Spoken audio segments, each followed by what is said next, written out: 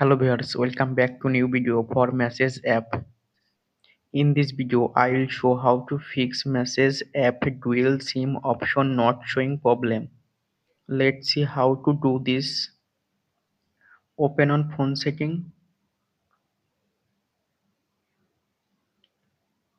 then scroll down, click on apps,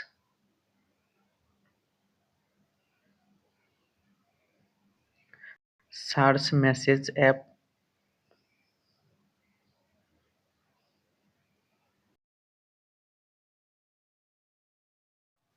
click on Message app, scroll down, tap on clear data, click on clear all data, tap on OK. After applying all kinds of method, now go to Message app